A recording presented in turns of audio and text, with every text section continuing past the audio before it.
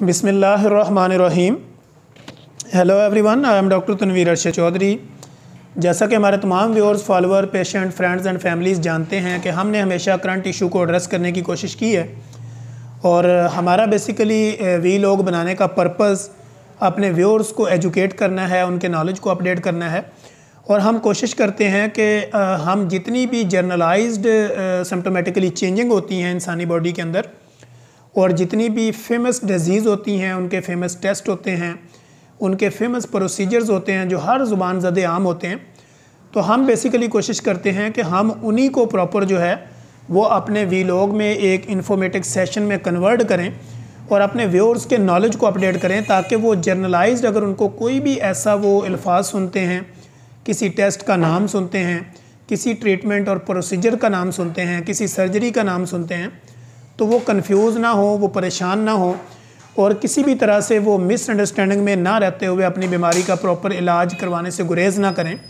कम से कम उनको इतना नॉलेज होना चाहिए, इतना इफ़ेक्टिवली उनको हर चीज़ का पता होना चाहिए हमारे व्यूअर्स को, कि उनको पता हो कि कौन सी बीमारी है, उसका ट्रीटमेंट कैसे होगा, उसके टेस्ट क्या हैं, उन टेस्टों में जो है वो क्या प्रोसीजर अपनाया जाता है, कौन सा टेस्ट पेनफुल है, कौन सा ब्लड से होता है, कौन सा जो है वो एक्सरे में आता है, कौन सा सीटी स्कैन है, कौन सा एमआरआई है, कौन सा अल्ट्रासोनोग्राफी है, कौन सा इकोकार्डियोग्राफी है, कौन सा एंजियोग्राफी है, कौन सा ईसीजी है, इसी तरह गैस्ट्रोस्कोपी, एंडोस्कोपी, ये हमने टोटली हम इनके ऊपर डिस्कशन करते रहते हैं और आइंदा भी करते रहेंगे। तो आज का हमारा मौजू जो है वो तकरीबन ट्यूमर के हवाले से होगा कि कैंसर का जब नाम सुनते हैं तो लोग जो है वो बहुत कन्फ्यूज़ भी हो जाते हैं और डर भी जाते हैं। कैंसर का नाम सुन के लोग परेशान हो जाते हैं कि मुझे कैंसर हो गया या फ़लाँ को कैंसर हो गया, तो वो पता नहीं ज़िंदगी उसकी ख़त्म हो गई है, अब वो ज़िंदा बचेगा नहीं। तो किसी हद तक उनकी बात ठीक भी होती है, लेकिन चूँकि कैंसर की स्टेजेस होती हैं, कैंसर बेसिकली है क्या चीज़, इसके ऊपर मैं ऑलरेडी एक वीलॉग बना चुका हूँ अपने व्यूअर्स को समझाने के लिए। हम बेसिकली अपने वीलॉग के अंदर इंतहाई आसान अल्फाज का इंतखाब करते हैं ताकि हमारा आम व्यूअर्स जो है, जो बहुत ज़्यादा पढ़ा लिखा ना भी हो लेकिन वो हमारी वीडियो सुने, तो कम से कम उसका कॉन्सेप्ट क्लियर हो जाए। उसको पता होना चाहिए कि डॉक्टर्स की जो रिकमेंडेशन होती है या डॉक्टर जो टेस्ट एडवाइस करते हैं या जो बीमारी होती है, असल में ये है क्या चीज़। तो ये हमारा असल में पर्पज़ है वीलॉग बनाने का।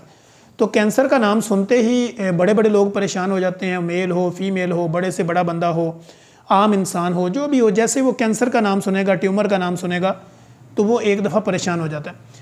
चूँकि ट्यूमर के ऊपर हमने एक वीडियो बनाई है। ट्यूमर बेसिकली हम कहते हैं कि जैसे हमारी बॉडी के अंदर एक तोड़ फोड़ का निज़ाम है, एक हमारी बॉडी के अंदर जो सेल है वो टूटते रहते हैं, कुदरती तौर पे ये ऑटो सिस्टम चलता रहता है और हमारी बॉडी के ऑर्गन जो है वो उनके सेल टूटते हैं, बनते रहते हैं। ये एक नेचुरल प्रोसीजर है, ये एक नेचुरल अमल है।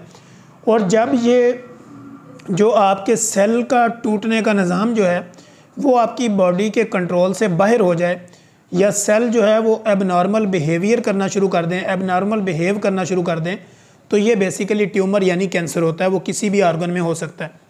जिस तरह मशहूर है ब्रेस्ट कैंसर है, इसी तरह आपको लंग का कैंसर है, गैस्ट्रिक कैंसर है, इसी तरह आपको बड़ी आंत का कैंसर है, रेक्टल रूट के अंदर कैंसर है, इसी तरह आपको लिवर कैंसर है, किडनी कैंसर है, टेस्टिकुलर कैंसर है।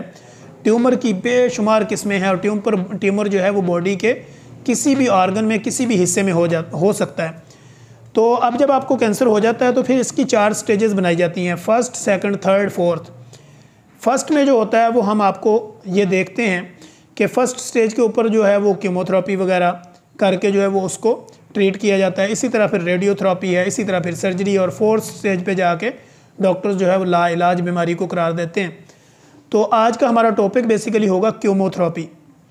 कीमोथेरेपी बेसिकली क्या चीज़ है, कीमोथेरेपी किस तरह की जाती है, कीमोथेरेपी में किस तरह के मेडिसिन इन्वॉल्व होती हैं और कीमोथेरेपी से क्या क्या नुकसानात होते हैं, क्या क्या साइड इफ़ेक्ट होते हैं, ये हम आज अपने व्यूअर्स को बताएंगे। कि कीमोथेरेपी बेसिकली जैसे नाम से कीमो जो है, कीमो केमिकल से निकला हुआ, थेरेपी जो है वो हम उसके प्रोसीजर्स को कहते हैं। तो केमिकल प्रोसीजर्स के साथ कैंसर की जड़ों को रोकना, कैंसर को फैलने से रोकना, ये बेसिकली कीमोथेरेपी है। अब कीमोथेरेपी जो है वो इसमें 3-4 किस्म की कीमोथेरेपी होती है।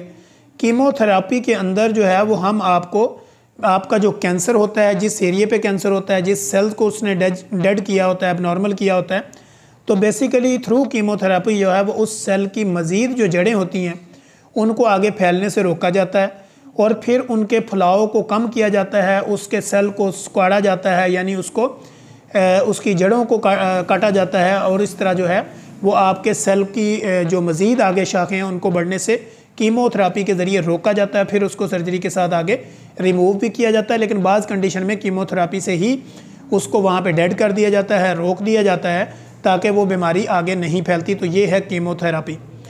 अब बेसिकली कीमोथेरेपी करने के लिए लोग सोचते होंगे कि पता नहीं कौन सी कोई इस तरह का मसला होता है या बहुत ज़्यादा हैवी होता है। तो कीमोथेरेपी बेसिकली औरल मेडिकेशन भी होती है और इंजेक्टेबल भी होती है। अगर हम औरल पे आपको डाला हुआ है तो वो मेडिसिन वो भी कंटिन्यूसली आपको चलानी पड़ती है। इसी तरह आपके कैंसर की पोजीशन को देखते हुए, आपकी कैंसर की कैफियत को देखते हुए कि आपकी बॉडी में कौन सा कैंसर है और कितना किस स्टेज पे है, कितना ख़तरनाक है, तो आपका कंसल्टेंट जो होता है, ऑन्कोलॉजिस्ट जो होता है, ऑन्कोलॉजिस्ट बेसिकली हम कैंसर के स्पेशलिस्ट को कहते हैं। तो ऑन्कोलॉजिस्ट जो भी आपका होता है वो बेसिकली उसके लेवल के हिसाब से आपके कैंसर को ट्रीट कर रहा होता है। तो वो फिर डिसाइड करते हैं कि कीमोथेरेपी जो है वो आपको कौन से वाली लगेगी, इंजेक्टेबल लगेगी, औरल मेडिकेशन होगी। बाज़ दफ़ा दोनों सूरतों में होता है कि आपको जो है वो कीमोथेरेपी के ज़रिए कुछ मेडिकेशन भी की जाती है और इंजेक्टेबल जो है वो आपको इन्फ्यूजन के अंदर भी दिए जाते हैं। तो इसमें प्रोसेस ये होता है कि बाज़ दफ़ा तो आपको डेली बेसिस पे भी दिया जाता है, बाज़ दफ़ा आपको हॉस्पिटल में एडमिट भी कर लिया जाता है, जिसमें आपको 24 to 48 आवर्स जो है वो हॉस्पिटल एडमिशन में रखा जाता है। फिर आपको कीमोथेरेपी के जो इंजेक्शंस होते हैं वो आपको थ्रू इन्फ्यूजन यानी ड्रिप में डाल के तो आपको वेंस के ज़रिए वो आपकी बॉडी को दिए जाते हैं। वो डिपेंड करता है कि डॉक्टर जो है वो पेशेंट की कंडीशन के मुताबिक जो है वो क्या डिसाइड करते हैं। तो ये है कीमोथेरेपी। कीमोथेरेपी में बाज़ दफ़ा आपको डेली बेसिस पे भी होता है, बाज़ दफ़ा वीकली भी होता है, 2 से 4 दिन बाद भी बुला के इंजेक्ट किया जाता है, औरल मेडिकेशन भी दी जाती है। तो ये कीमोथेरेपी का बेसिकली एक प्रोसीजर्स है। अब कीमोथेरेपी कराते वक्त आपको जो साइड इफ़ेक्ट होते हैं, बाज़ लोगों के कीमोथेरेपी के दौरान फीमेल मेल उनके कम्प्लीटली बाल जो है वो सर के उतर जाते हैं, यानी इस तरह उनके आईब्रो वगैरह इनके सारे के सारे बाल जड़ना शुरू हो जाते हैं और बाज़ कंडीशन में उनकी बॉडी के पूरे बाल भी उतर जाते हैं। इसके अलावा उनको वॉमिट की कैफियत भी रह सकती है, उनको मैदे का मसला भी हो सकता है, उनको डायरिया भी हो सकता है, पेचेस भी लग सकते हैं, मोशन भी आ सकते हैं, उल्टियाँ भी आ सकती हैं। तो ये कीमोथेरेपी के साथ साथ इसके इफ़ेक्ट होते हैं। लेकिन जैसे जैसे टाइम गुजरता जाता है तो आपके ये इफ़ेक्ट जो है रिवर्स होना शुरू हो जाते हैं। इसी तरह जो आपके बाल होते हैं वो वापस आना शुरू हो जाते हैं। जैसे कि हमारे लोग परेशान होते हैं कि कीमोथेरेपी के दौरान मेरे बाल गिर गए या लोगों ने बीच में अपना ट्रीटमेंट छोड़ दिया। तो जब तक आपका कंसल्टेंट जो है वो आपको चलाता है ट्रीटमेंट के ऊपर, कीमोथेरेपी के ऊपर, औरल मेडिकेशन के ऊपर, इंजेक्टेबल के ऊपर, तो तब तक आपने उसके साथ प्रॉपरली चलना होता है। चूँकि आपका जो ऑन्कोलॉजिस्ट होता है वो बेहतर पोजीशन आपकी समझ रहा होता है और वो जैसे जैसे आपको गाइडलाइन देता है आपको उसी गाइडलाइन पे अमल पैरा होना होता है। और ऐसी कंडीशन में जो है वो आपके गिरे हुए बाल भी वापस आ जाते हैं, आपका मैदा जो कीमोथेरेपी के दौरान डिस्टर्ब हुआ होता है वो भी ठीक हो जाता है। इसी तरह जो आपको मोशन, डायरिया या वॉमिट की कैफियत होती है, ये सारी की सारी चीज़ें रिवर्स हो जाती हैं जैसे जैसे टाइम गुजरता जाता है, आपकी कीमोथेरेपी सक्सेसफुल होती जाती है।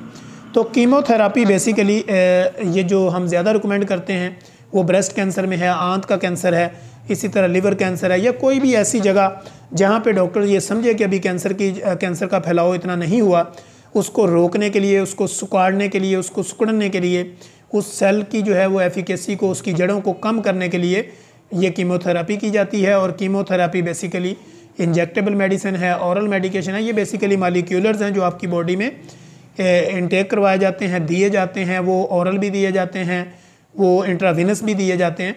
तो ये वो तरीका होता है। बाज़ कंडीशन में आपकी रेडियोथेरेपी भी की जा रही होती है और साथ में कीमोथेरेपी भी की जाती होती है, यानी आपको शुआएँ भी लग रही होती हैं और साथ में आपको मेडिकेशन भी की जा रही होती है। बाज़ दफ़ा सर्जरी के बाद भी कीमोथेरेपी की जाती है, बाज़ दफ़ा सर्जरी से पहले भी कीमोथेरेपी की जा सकती है।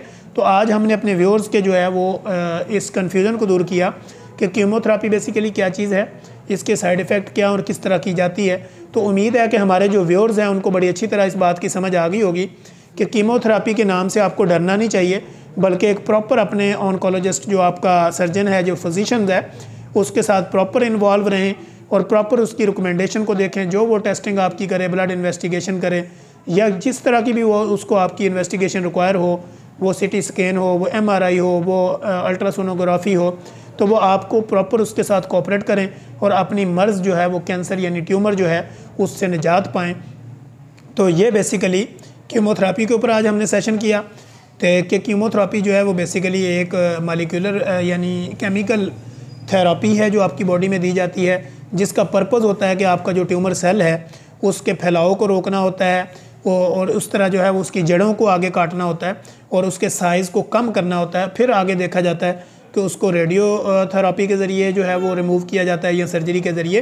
तो ये हमारा आज का टॉपिक कीमोथेरेपी के ऊपर था। हम इंशाल्लाह कोशिश करेंगे कि अपने नेक्स्ट एपिसोड के अंदर एक नई इन्फॉर्मेटिव वीडियो के साथ दोबारा आप लोगों के लिए हाज़िर होंगे। तब तक के लिए इजाज़त दीजिए। अल्लाह हाफिज़।